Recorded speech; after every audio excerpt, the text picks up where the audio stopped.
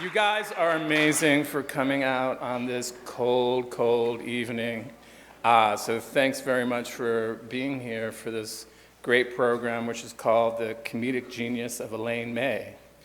I'm Edward Miller of the Graduate Center in the College of Staten Island, and I'm very excited about this program. I'm very excited to get off stage so you can enjoy the program too. But I have some things to say first. I'd like to thank Karen Sander of Public Programs and Chad Gosley, I don't know where he is, for his technical support. Thanks also to Rakshana Jalil of the Film and Media Culture Certificate Program. I also thank the Program in Theater and Performance, the Center for the Study of Women in Society, and the Center for the Humanities. Nothing happens unless it's a co-production. I hope you come back next Wednesday for the second event of the season. It's a little bit more serious than tonight's, entitled Future of Immigration Policy, What Happens Next? And check out all the events that Public Programs has put together for this semester. I think there are 15? 15. Alas, we won't have time for a Q&A at the end of this evening's discussion and performance, but I encourage you all to join us at the 365 Cafe and Bar across the lobby for drinks and refreshments, and we will all be there. Except, for a little while, Elizabeth will be signing her new book outside in the lobby right over here. We will begin with a talk by Elizabeth Alsop, who will focus on Elaine May as film director, and continue with Philip Wiles, who will talk about Elaine May and improv. This evening's program will conclude with comedy by the appropriately named Binder Full of Women.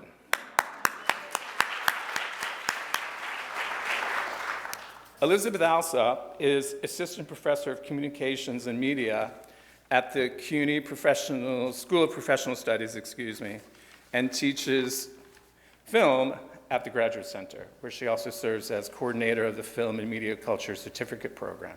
Her scholarship has appeared in journals such as Film Quarterly, Feminist Media Studies, the Journal of Film and Video, and In Transition. And she has written cultural criticism for The Atlantic, Public Books, the New York Times Magazine, and LA Review of Books. Her book, recently released, it's available afterwards, on the films of Elaine May, was published just last month by the University of Illinois Press. Perhaps, with Elizabeth's book, the world is catching up with Elaine May, a writer, a director, an actor, a comedian, a creative spirit not easily defined for sure, and her ongoing influence.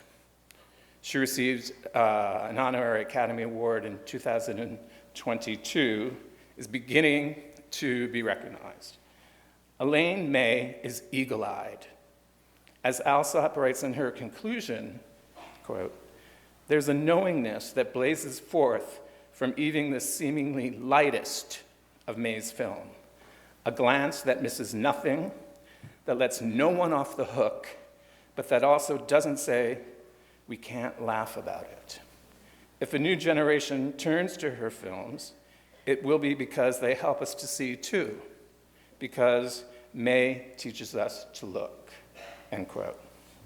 Alsop's book is a remarkable guide to the films that Elaine May directed, and a guide that will enrich a new generation just becoming acquainted with her works. Importantly, Elizabeth perceives May correctly as an author and director, but also as a performer and a comedian, a woman who creates herself inside and outside a restrictive, sexist entertainment industry, but also one who makes possible further innovation. Elizabeth gives us a vivid portrayal of May as a person. Elaine May was never one to kvetch. But neither did she accept crap from executives and producers without persisting and recommitting to her vision. Otherwise put, Elaine May embodies chutzpah. And as Alsop illustrates, May was expert in spotlighting the silliness embedded in heterosexual courtship rituals and traditional gender roles, and keen on subverting the Hollywood buddy movies that celebrated the bromance. Boo. Without delving into today's homosocial bro culture that is on exhibit now in DC, and we're not looking at it for today. We're ignoring it. We certainly need more artists to continue this multifarious tradition of live improv and rehearsed and recorded film that Elaine May reinvigorated so that we can take aim at the authoritarianism inherent in the contemporary bromance. Indeed, if we are serious about dismantling this reconstituted patriarchy, we need to deploy comedy and laughter, and we need eagle-eyed intelligence. We have that with Elizabeth. Without further ado, please welcome Elizabeth Alsop.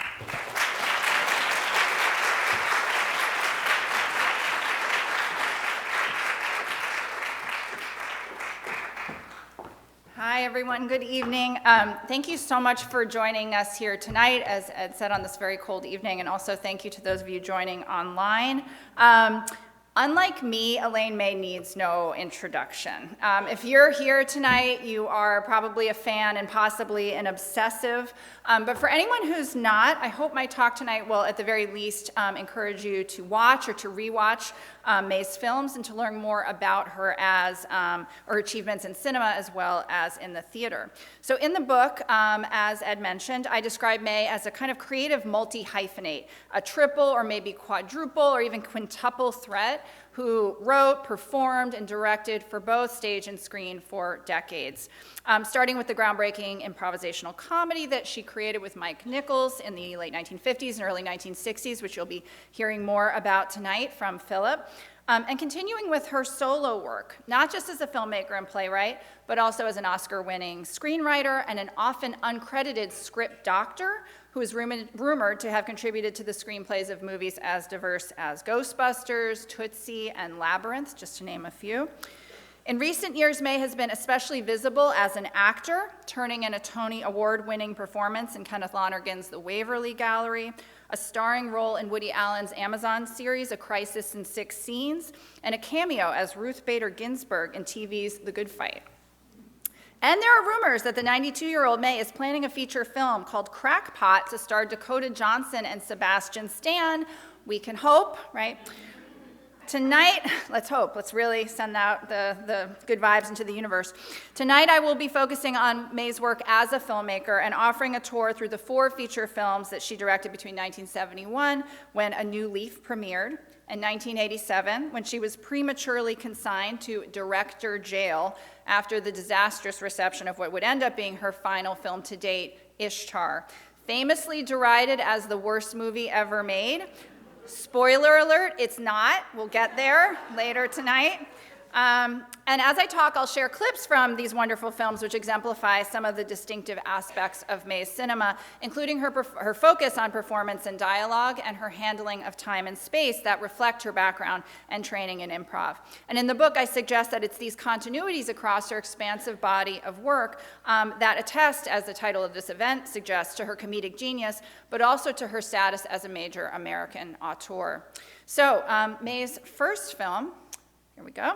A New Leaf was released in 1971 during the era known as the New Hollywood.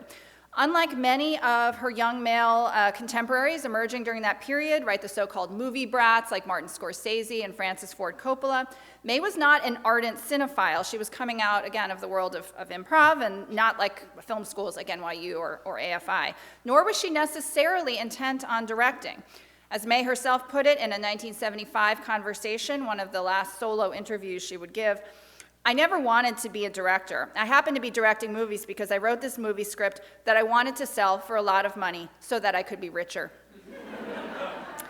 Paramount, however, saw an opportunity, namely, May was a woman, and thus a comparatively cheap investment, as well as a novice they suspected might be easily controlled. In this, they were, to put it mildly, extremely wrong.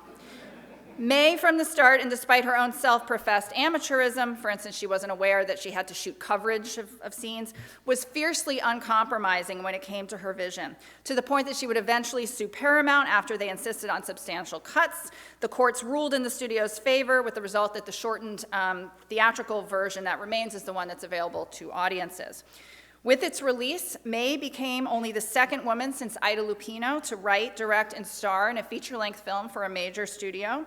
The film, New Leaf, which May adapted from a short story, The Green Heart, published in Alfred Hitchcock's Mystery Magazine, follows a formerly well-to-do bachelor, Henry Graham, played by Walter Matthau, who discovers at the movie's start that his fiscal irresponsibility has, to his great surprise and chagrin, left him penniless. With the assistance of his Jeeves-like butler, who reminds him he possesses, quote, no skills, no resources, no ambitions, other than to be rich, Henry determines that the only possible course of action is to marry and then murder a rich heiress. He soon discovers his mark, the kind, klutzy, and enormously wealthy botanist Henrietta Lowell, played by May herself. And in this clip, which I'm going to share with you, we see Henrietta and Henry on their wedding night.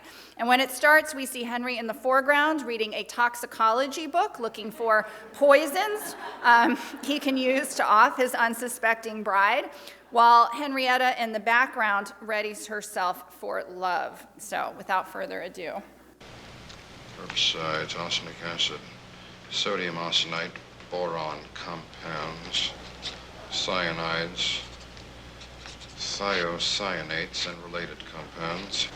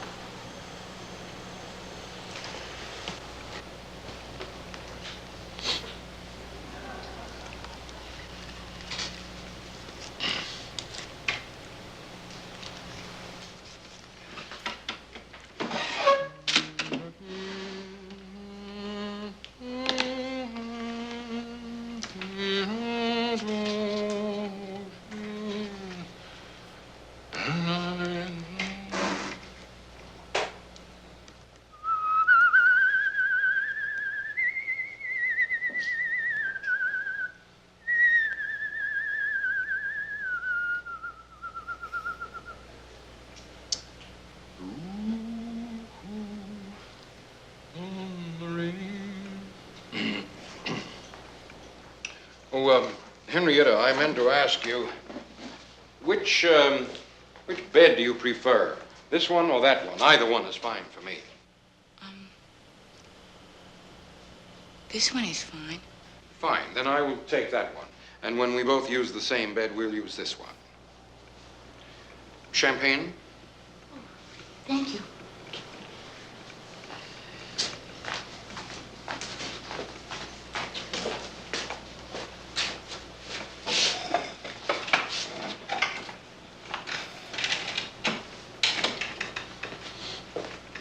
Henrietta, where is your other arm? It's in the nightgown. It's a Grecian-style nightgown. It fits over one shoulder and the other arm goes inside. It's very uncomfortable. I can barely move my head all the way around. It's fine. I just think you have your head through the armhole. If you just stand up for a minute. That's it. There you are. I think, you see, you have your head through the armhole. Oh. Now, pick your arm up. No, not that one. Put that one down. That arm down. Pick this arm up. That's it. That's it. Now, here we are. Just get this over. Let me put my glasses. Oh, here. Let me put your glasses down here. Now, very. Now, hold it. No, just a minute. Where?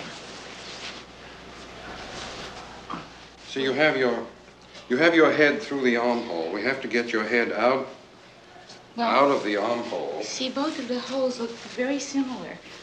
Well, where is your head hole? Well, I thought my head was in it.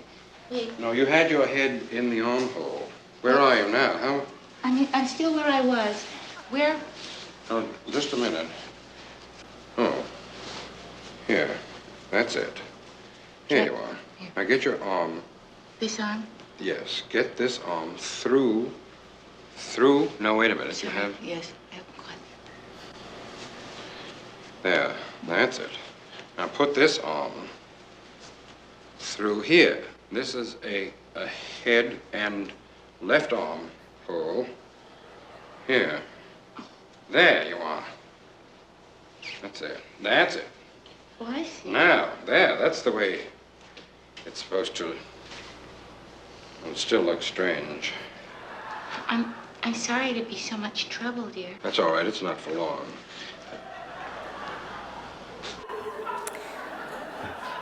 So, I wanted to show this clip not only because it's extremely funny, but also because I think it reflects the film's wonderful synthesis of verbal and physical comedy, including this wonderful nightgown shtick, as well as May's use of throwaway lines, right, like Math House, don't worry, it won't be for long. It's also a great example of May's irreverent and opportunistic approach to genre. So in the book, I refer to A New Leaf and The Heartbreak Kid as unromantic comedies because of the way they play with and on the genre's conventions and strip it for comic parts. In this clip, for instance, May gives us a brilliant send-up of wedding night jitters and conjugal fumbling, this couple working with great assiduousness to find the right hole. At the same time, we also get a sense of May's handling of time and space, as I mentioned. Here, as she will in all her films, May really lets the scene play. Like Henrietta and many other of her female characters, May refuses to rush or to be rushed.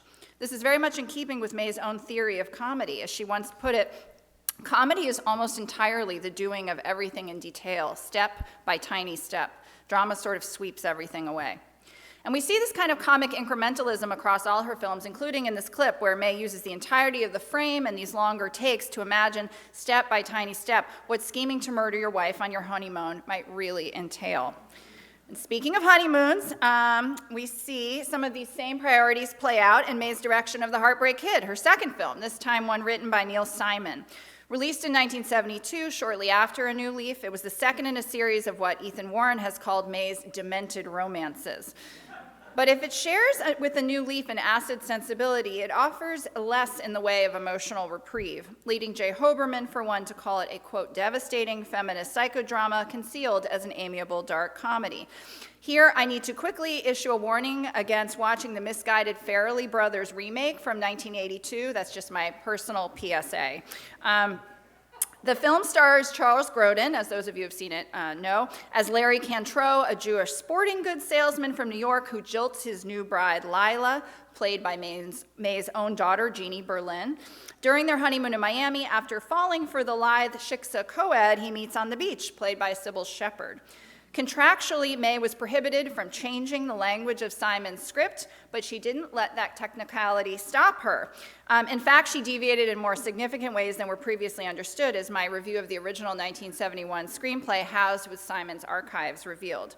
So even on this so-called work-for-hire project, May clearly asserted her authorship, not only by continuing her practice during production of having actors improvise extensively during rehearsals, which by all accounts drove Simon absolutely crazy to the point where he left the set, but also by substituting a totally new and definitive ending for the far less inspired one that Simon had written, and by taking a distinctive approach to blocking and framing as she had in A New Leaf. So for instance, while much of Simon's original script is strongly identified with Lenny and specifies a number of shots that are either close-ups of Lenny or from Lenny's point of view, May, by contrast, chose to shoot the character from a distance in medium and long shots and uses POV shots quite sparingly.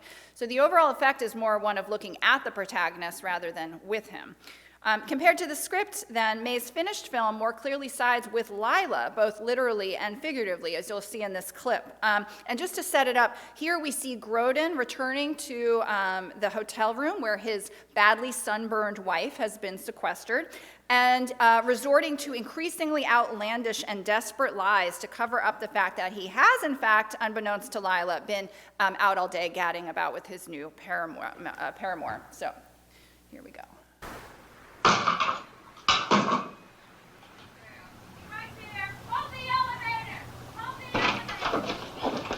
Hi, hon. I want an explanation. What? I said to you that I want an explanation. What kind of an explanation? I'd like to know how you got such a gorgeous tan if you've been in court since 7 o'clock this morning. Oh, honey. Do you think the law moves that quickly? I mean, in Florida, there were 3 cases before us, and then they had a recess, and then I wasn't called as a material witness until 2:30, and all that time I was out sitting on the dumb hot courtroom steps. I mean, it was a complete waste of a day.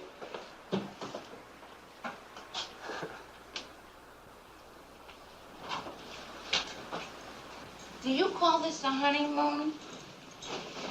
Do you know that I haven't seen you for 5 minutes since we've been in Florida?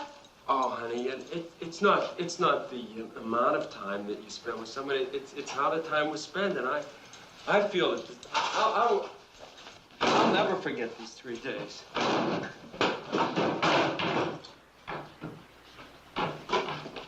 Where are you going now? Honey, I've got to visit Wilmer's family. Wilmer keeled over signing an affidavit. The man has 3 broken ribs. They rushed him to the hospital. He's not going to be doing much charter fishing for a while, so I just thought I would go and lay $100 on his wife and kids. All right, well, listen, can I go with you? Honey, Shantytown. The man lives in Shantytown.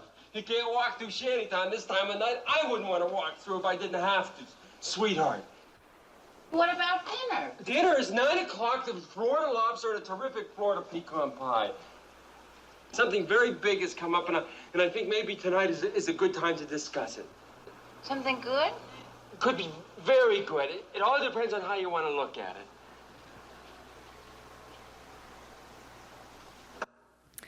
Okay, let's give it.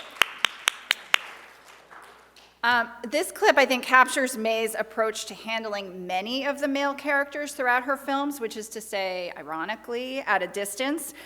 In this scene and others like it, May creates a kind of proscenium, a stage for Grodin to enact a governing principle in her work, which is, to quote my CUNY colleague Joe McElhaney, that the male protagonist is fundamentally a schmuck. Jeannie Berlin, playing Lila, also deserves credit for her character's more sympathetic treatment in the film than in the original screenplay. As Berlin told an interviewer in the New York Times, she made an effort to humanize Lila. Quote, "You see, I didn't want to make that girl stupid. It would have been so easy to do Lila stupid. I don't think Lila was stupid. I think every single thing she did was justified to her." Interestingly, this aspect of the film was overlooked by many feminist film critics of the era, including Molly Haskell, who focused on May's unflattering female characters. And while it's true that May's films lacked positive images of women, or really anybody, it's hard to watch her films today and not notice that the objection of May's women generally serves to point up the casual cruelty of her men. Significantly, the strategies that proved so alienating to some feminist viewers at the time appear more legible to a newer generation who recognize that negative portrayals of women notwithstanding, May's cockeyed comedies offer razor-sharp takes on sexual politics. This kind of commentary only becomes more pronounced in May's next film, Mikey and Nicky, the only one of her 4 features that doesn't really qualify as a comedy, and whose portrayal of dysfunctional American masculinity is still as bracing today as it was when it premiered.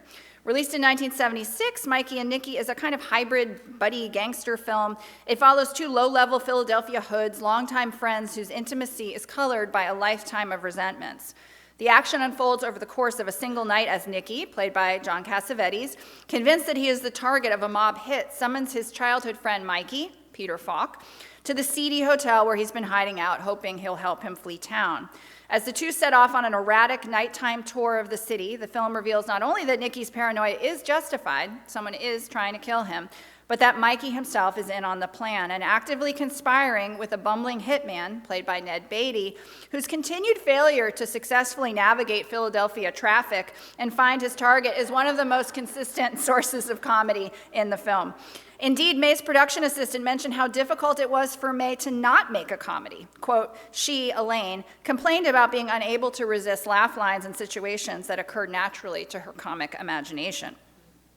It's fair to say that this movie was not an easy one for May or really anybody involved. It was a complicated and protracted production, which led to an equally protracted conflict, once again, with Paramount Studios. And one of the key points of contention was May's decision to shoot with multiple cameras and to leave the camera running between takes, resulting in an estimated 1.4 million feet of film. In one famous anecdote, Falk and Cassavetes reportedly left the frame and the cameraman called cut. When May challenged his decision, he protested that the actors had disappeared, but May replied, yeah, but they might come back. As one critics have noted, this approach wouldn't cause quite the same concern in the digital era, right? As one writer has said, May suffered in part from being born, quote, too far ahead of the equipment required for her success. Celluloid had a price that made Elaine May seem much more extravagant than she would seem now shooting on a red. But at the time, it was held against her and would help establish the myth of May's unruliness that would dog her through Ishtar. I don't have time to fully explore the double standards to which May was held, by the way, but suffice it to say, similar accusations were not levied against male contemporaries who took a similarly exacting approach, as Warren Beatty, for instance, would do on Reds when he reportedly insisted on as many as 70 or 80 takes. Then it was heroic. As Manohla Dargis has put it, the perception was that May, unlike, say, your favorite male auteur, was an unreasonable perfectionist. In the book, I argue that May's method in Mikey and Nicky was central to conveying its message, and along similar lines, Carol Grace, who stars in the film as Nicky's mistress, Nell, suggests that May's approach reflected her belief that, quote, something extraordinary will happen if you wait long enough. Partly as the result of the film's intensely naturalistic and anti-expositional style, people have often assumed there was no method behind it, or that it was merely a pastiche of Cassavetes or totally improvised by him and Falk. This is, by all accounts, including that of Cassavetes, May, and May's producers, completely false. May was in fact working from a script that she had been developing for years, and the impression of spontaneity is once again the result of the extensive improvisation the actors did during rehearsal. But there was a limit. Cassavetes recounts that one night he found a note slipped under the door to him by May's assistant that read, Elaine says, learn the lines. To give those of you who haven't seen the film a sense of how live and improvised it feels, we'll take a look at a clip from this scene in a cemetery. So Nicky, once again, has changed course and decided that instead of hiding out at the movie theater, he wants to go visit his mother's grave. I got you.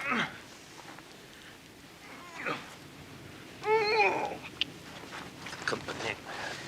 I'm exhausted, really, Nick. This is foolish. Nick, please. It's just foolish. Foolish? Frankly, I think it's ridiculous. You didn't like my mother. I loved your mother. I thought she was a wonderful woman. Why is it ridiculous to visit a grave? Because it's 1 o'clock in the morning. It makes it nicer. Doesn't make it anything, Nick. A grave is a grave. There's not a religion in the world that says a person's soul was buried with them in their grave. It's not your mother in there. You don't believe in any of that stuff, huh? You don't believe there's anything after you die? Me personally, no. I believe you die and that's it. That doesn't scare you. To think that one day you'll die, you'll be over. You won't be anything. You won't know anything. You'll be nothing. Look, Nick, you want to visit your mother? Let's visit your mother because the conversation is stupid. It isn't stupid. It's interesting if you're gonna die. Well, I'm not going to die, so I think it's stupid. Yeah, well, you are someday. Look, Nick, You're gonna die someday. I'm not going to stand here at 1 o'clock in the morning and discuss what's going to happen to me when I die. I mean, that Michigas I leave to the Catholics.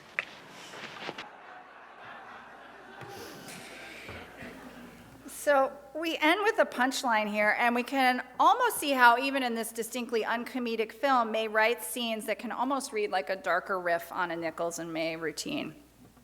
Ishtar, May's final film, released just over a decade later, marked a definitive return to comedy and offered yet another example of what Jonathan Rosenbaum has identified as the obsessive theme of May's cinema, the secret betrayal of one member of a couple by the other. For those who haven't seen it, Ishtar revolves around Chuck and Lyle, friends and would-be musicians whose terrible songwriting doesn't stop them from aspiring to a life of pop stardom, a la Simon and Garfunkel, and whose ambitions through a series of improbable events lead to them becoming embroiled in a political crisis in the Middle East. May pitched the film as an homage to the Road 2 movies that Bob Hope and Bing Crosby began making in the 1940s, even as she used the format to smuggle in a canny satire of Reagan-era U.S. foreign policy. In a comic coup, May cast as the film's leads Warren Beatty and Dustin Hoffman, and together they comprise an indelible portrait of masculine self-deceit, two members of what Richard Brody, writing of May's films, called her gallery of the oblivious. Near the film's start, we see hilarious evidence of the men's lack of both talent and self-awareness. So in this montage, we'll see Chuck and Lyle first meet and almost immediately begin collaborating to the chagrin of their long-suffering partners, one played by Carol Kane. You'll also hear a sampling of the deliberately bad songs that May commissioned from Paul Williams, and for which she herself penned many of the lyrics, including Wardrobe of Love and That a Lawnmower Can Do All That. So. My life is nearly over. I shouldn't have played it here. Time goes by so fast. Oh, it's so demeaning. Later screaming at me like that and taking orders, people throwing food in their faces. I love you, Chuck. Thanks. And I was thinking that if we lived together, I would just make your life so much easier. My life isn't that bad. I just have a lot of pain. Do you love me, Chuck? Well, Carol, you're a wonderful person. I mean that. You're a wonderful woman, but I just have to make sure that you're as right. Don't you want to make sure that I'm... Oh, my God. This guy says he's a songwriter, and he loved my song. He says he wants to buy me a drink. I'll be right back.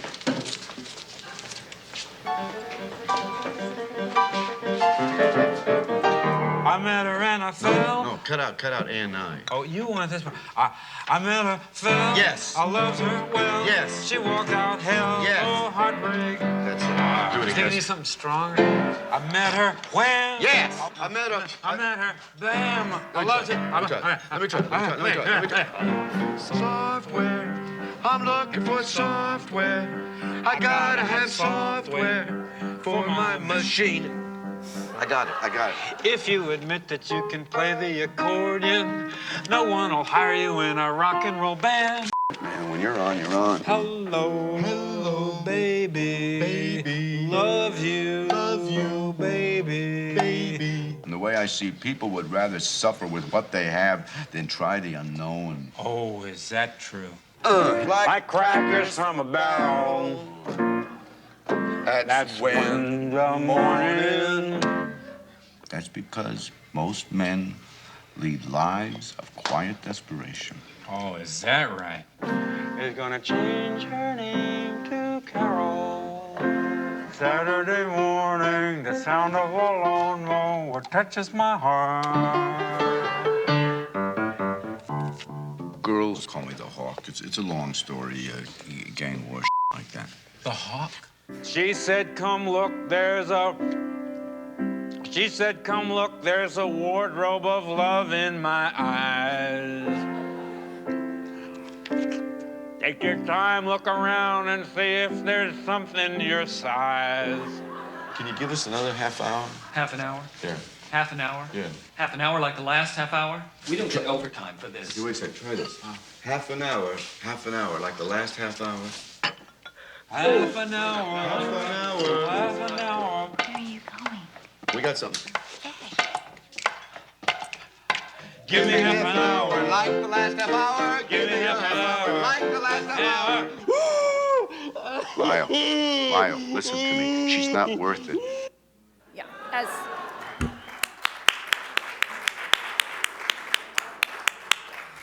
so as you can see, that was just the prelude to Warren Beatty's breakup there.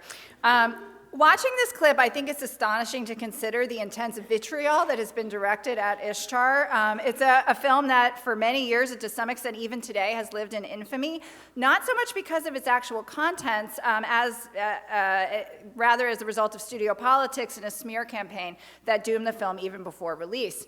As May herself put it in a rare public conversation at the Harvard Film Archives in 2010, the studio so killed it. And as Charles Grodin, who makes an unforgettable appearance in the movie as a CIA agent, pointed out, the concern with the financials almost immediately eclipsed the film itself. And this is a quote from Grodin. It actually became part of the title. You always saw it referenced as the $50 million Ishtar. Why should the public be concerned what the budget of a movie is? It wasn't as if Columbia was going to give the money to the people of America rather than spend it.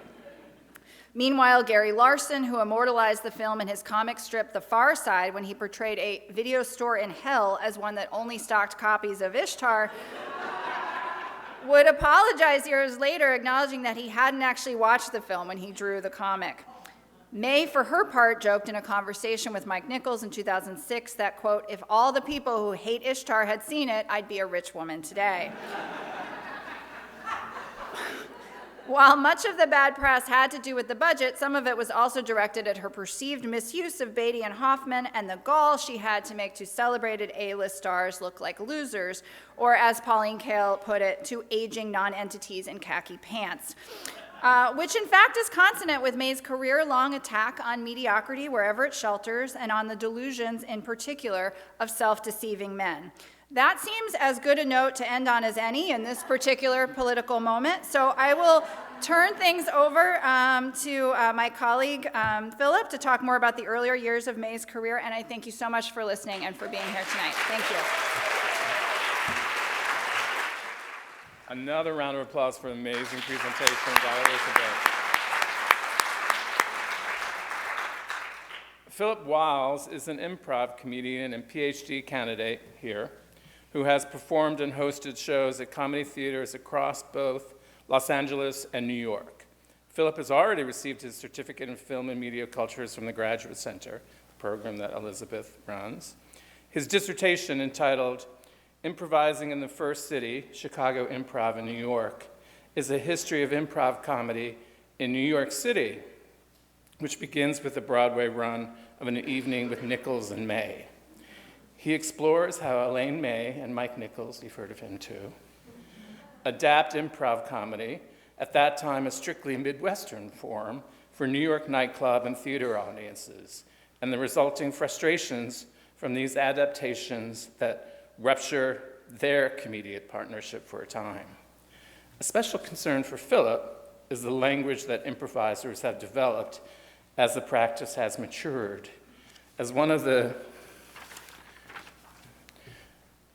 coiners of the ubiquitous term yes and, Elaine May is a crucial figure in the development of an improv lingua franca, and thus she is key to Philip's research. Philip's work is groundbreaking, and his prose is as lively as he. Philip provides us with a keen perspective on the history of improv as a genre and a community, with its own distinct terminology and ethos. Philip furthers a necessary discussion on the importance of place and precedent and media and comedy as only he can. Everyone please welcome the one and only Philip Wiles.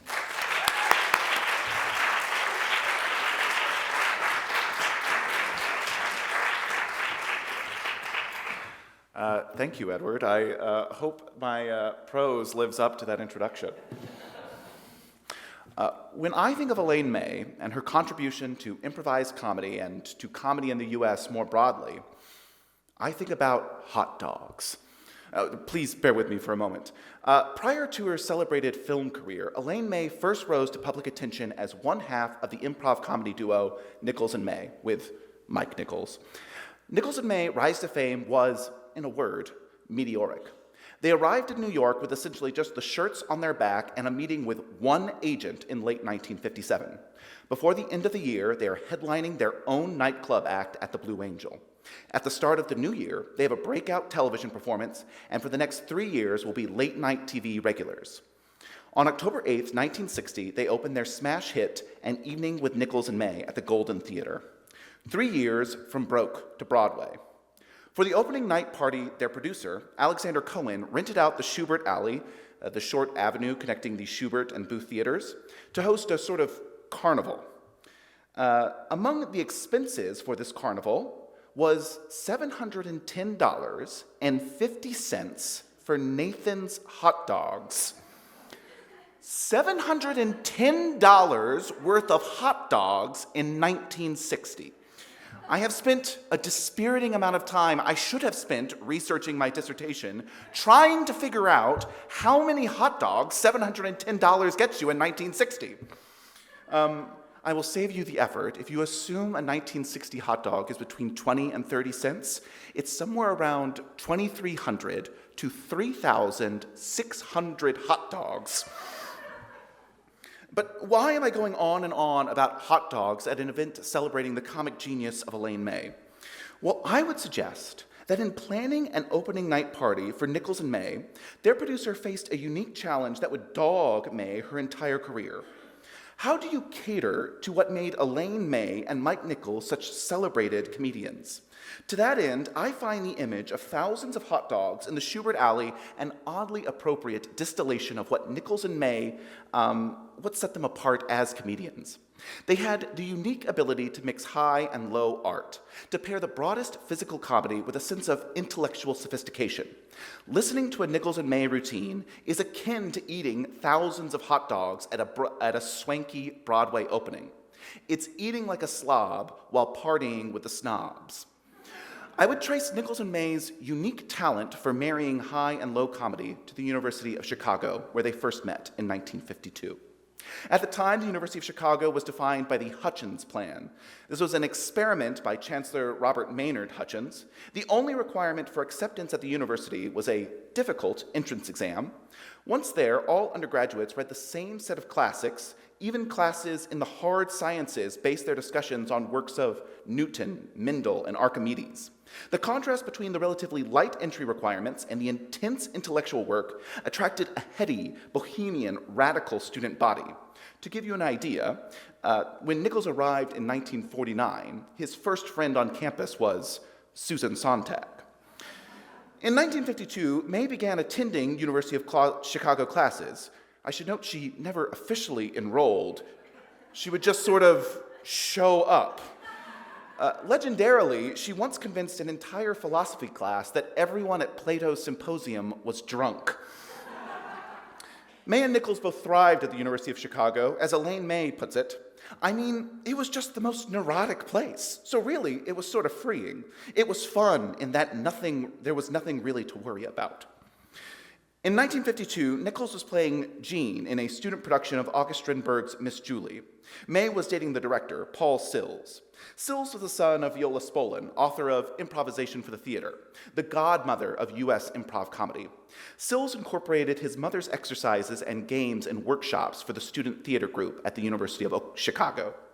This was how both May and Nichols were introduced to improvisation. As a director, Sills was as interested in his mother's theories on theatricality as he was in those of Bertolt Brecht, the experimental and influential German director and playwright. He would make a lifelong project of fusing his mother's games and improvisations with Brecht's concept of a popular people's theater. Sills shared his Brechtian notions with another member of that same student theater group, David Shepard. An American aristocrat, Shepard was from an off-branch of the Vanderbilts and had degrees from both Harvard and Columbia. He developed a taste for left-wing European cabaret performance while bumming around Paris, as American aristocrats are wont to do. Shepard and Sills founded 2 theaters in Chicago, together aiming to achieve a U.S. version of that sort of Parisian cabaret, the Playwrights Theater Club in 1953, and then the Compass in 1955. The Compass was experimental and incorporated more of Spolin's games and exercises into the performances. May and Nichols were both members of both theaters, but the Compass was where they would refine their act together. Sills and Shepard quickly lost control of the Compass to Nichols and May. Rather than fomenting a proletarian class consciousness, Nichols and May specialized in observational humor and improvised comedies of manner. Rather than Brecht's Caucasian cock circle, Nichols and May developed sketches about two teenagers' romantic fumblings in the back of a car. While the Compass was popular, it was never solvent. It moved to multiple locations around Chicago before closing down in January of '57. Later that year, Nichols decamped for New York, and May followed soon after. They auditioned for Jack Rollins, a talent manager. Rollins was impressed and booked them at the Village Vanguard and then the Blue Angel. They were almost an instant success on the New York nightclub scene. Their breakthrough on television came early the next year when they performed 2 sketches on NBC's Omnibus program. It was an overnight sensation. Nichols and May were soon moved from the Blue Angel to a larger club in the Duane Hotel. They had multiple appearances on Jack Parr, Steve Allen, Dinah Shore, and Perry Como's television shows. And they released an album with Mercury Records, Improvisations to Music. In the spring of 1960, theater impresario Alexander Cohen approached the duo with an offer to produce their nightclub act as a Broadway show. An Evening with Nichols and May opened on October 8th, 1960 at the John Golden Theater. Now, I will pause here to note the range of venues Nichols and May performed their act in: a Brechtian cabaret, a New York nightclubs, radio and television shows, a recording studio, and a Broadway theater. What is most remarkable to me about this range is how consistent their act is between all of these venues. While all the routines were rooted in improvisation and never written down, most of the archive performances contain almost all of the same punchlines. Part of the magic of Nichols and May is that it worked just as well in an avant-garde cabaret of the proletariat as it did on the Dinah Shore show between ads for refrigerators and Chevrolets. An example I think would be instructive at this point. In this clip, Nichols is nominally interviewing a young movie starlet played by May about her new movie. But he keeps faux casually dropping the names of famous people he is supposedly friends with, including Gertrude Stein, Albert Schweitzer, and the Pope. Very wonderful friend. Bernard Baruch. Bernie is a heck of a good kid. I love him. I tell you the thing about Bernie, he's not like a lot of your financiers. By that I mean he's not out only for money, and that's a very, very terrific thing to see. We're all crazy about Bernie. What do you say, sweetheart? Actually, Jack, I think you're right. How about that? Really, no, but I do. I think that Bernie is a real great guy. And, I mean, a real great financer. And just, but really, just for me personally, I think he's, like one of the greatest. Isn't she terrific? Isn't that just terrific? Terrific, sweetheart. Yes, terrific. I saw Bernie. I know you'd be interested. I saw Bernie at the house of another very, very close personal friend. He's very old, very dear, very, very wonderful friend, Bertrand Russell. Bert is a lot of fun. He's not like a lot of your philosophers. By that I mean he's not pushy, And that's a terrific thing to see. We're all crazy about Bert. What do you say, sweetheart? Actually, Jack, I think you're right. How about that? No, really, and I do. I mean, I think that for me personally, at any rate, I think that a pushy philosopher is always a drag. And So in this clip, Nichols drops the names of Bernard Baruch and Bertrand Russell. Now, I would hazard that very few members of the audience tonight are conversant in either Baruch's involvement with the FDR presidency or Russell's contributions to classical logic. However, you don't need to be particularly familiar with either man to be in on the joke. You don't need to have read Russell's Principia Mathematica to laugh at the idea of a pushy philosopher, or May's parroting of the description. So here's a joke where the setup suggests that the joke is about philosophy, the highest intellectual pursuit, only for the punchline to be, aren't celebrities vain and dumb? A take as broad and populist as you can imagine. But because the framing of the joke is so intellectual, I would suggest you feel smarter laughing at it. Nichols and May had a genius for endowing an air of sophistication to decidedly unsophisticated humor. This is what allows their act to move between avant-garde cabarets to television to Broadway with relatively little friction. It's placing broad popular comedy within a sophisticated intellectual packaging. When I listen to one of Nichols and May's recordings, I would compare the feeling to having a good conversation with a very intelligent couple at a cocktail party, or to eating thousands of hot dogs at a Broadway premiere.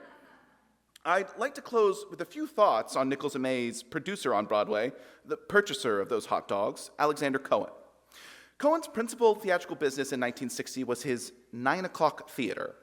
The 9 O'Clock Theater was a scheme devised by Cohen to open his shows an hour after most Broadway houses, to allow theatergoers more time for dinner before shows.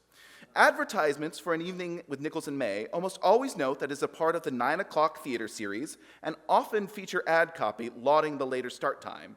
Additionally, Cohen had multiple promotional deals with restaurants around the Golden Theater, with special menu items marked as optimal for a longer dining experience. The overwhelming sense derived from Cohen's business records is that he is more interested in capitalizing on the perceived niche of a later start time than he was in the novelty of Nichols and May's act. What Nichols and May contributed was their precise blend of high and lowbrow art. Their material was broad enough to attract an audience large enough to fill a Broadway house, but their methods were inventive and experimental enough for the hipper crowds Cohen was anticipating for a later curtain. Now, as an artist and a comedian myself, I sometimes find myself resenting Cohen for not building a shrine to the transcendent comic genius of Nichols and May, and instead pitching business tie-ins to restaurants. But then I consider the dietary experience of an attendee to opening night of a Nichols and May. A dinner at a nice restaurant, followed by hot dogs at midnight in Schubert Alley.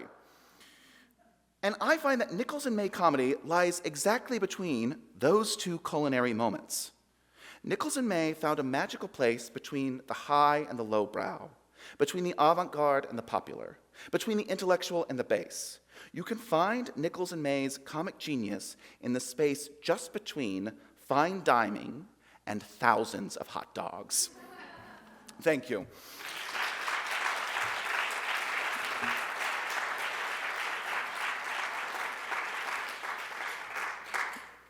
And now it is my extreme pleasure to welcome to the stage improvisers who follow in the footsteps of Elaine May. These improvisers have performed all over the city. You can see many of them at The Bisque, like the soup, a comedy variety show at Caveat in the Lower East Side on March 19th at 7 p.m. The Bisque is a benefit performance for the Bridget Alliance, an abortion access organization. Without further ado, please, thank you. Without further ado, give another round of applause to Binder Full of Women. Can I get a suggestion of anything at all from the audience? A one-word suggestion, anything.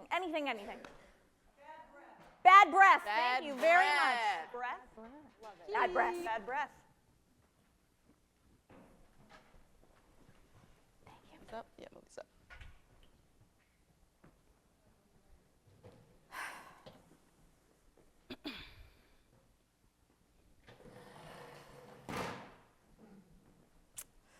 All right, Susie, we do this every 6 months. Head back, please. Janet! Can I get the tools? Yes, I am here and I'm ready to go. Hold on. Sorry. Janet, I forgot your favorite pick. I'm so sorry. Come on now. Thank you. Okay. Is there any way you could bring my sister in here? Yeah. Just because, and I've said this to you before, Dr. Martha, it's pretty nerve-wracking. Your bedside manner is bad. I think it's great. I'll go get your sister. She thinks it's great. Yeah. No one ever complains about my bedside manner. Dr. Martha, you pay her bills. I just wanted to read the highlights magazine. Oh, can I please just Can sit? you have a seat next to her so we can get this going? I really hate your dentist. I really hate. I know, but Head back. Okay. Open up. He really. Can I get the light? Okay. Yeah. Here. Okay. You been flossing? Uh-huh. I can tell. Good job. Proud of you. It looks good to me from here. Thank you. I'm just. All right. Let me just stick this right in there. Whoa, does that hurt? Yes. If you had a problem, why wouldn't you tell me that before we got started? Can you get me the other tools, please? Sorry, doctor. Just can we take a pause? I've been seeing you since I was a kid, and this is really freaking me out. And I'm done. Today is the day. I can't do this anymore. You don't want a cleaning? No, I want. Sorry, no, sorry. Hold on. I want a cleaning. I just want you to be nice about it. Is that too much to ask? And you broke up. You said you're done. Yeah. You actually did it. Yeah, You did it. Yeah. You're not going to that dentist anymore. Oh, no, I am going, but I'm gonna, what?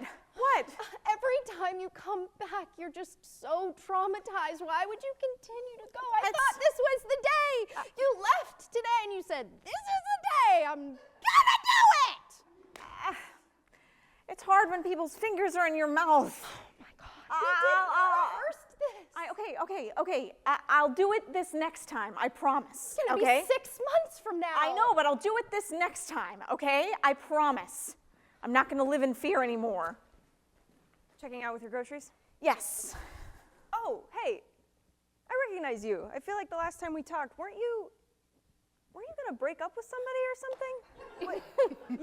You were having a really bad day. Yeah, I was gonna, but it's 3 months from now, and I will do it then. I promise I'll do it then. You haven't done it. I will though, but it's hard to. Well, yeah, I mean. To break up. It's hard to break up like a serious relationship like that. Yeah. Yeah. But you Thank said you. it's gonna be in 3 months. Well, you only get the insurance to cover something. So last time you were here, the grays. Look, we're gonna fix you Yeah, right thank you. up. So Thanks. last time you were here, you were telling me that you were gonna break up with someone. Yeah. Well, I haven't done it yet, but we're counting down the days. So. You're counting it down. Last time I saw you was 3 months ago? Yeah. 6 months ago? Yeah. Well, I really am. It's just insurance only covers so many visits. So wow, you're really getting in there. I don't want to alarm you. There's just a lot of gray. Okay. It's gonna be fine. I'm gonna hook you right up.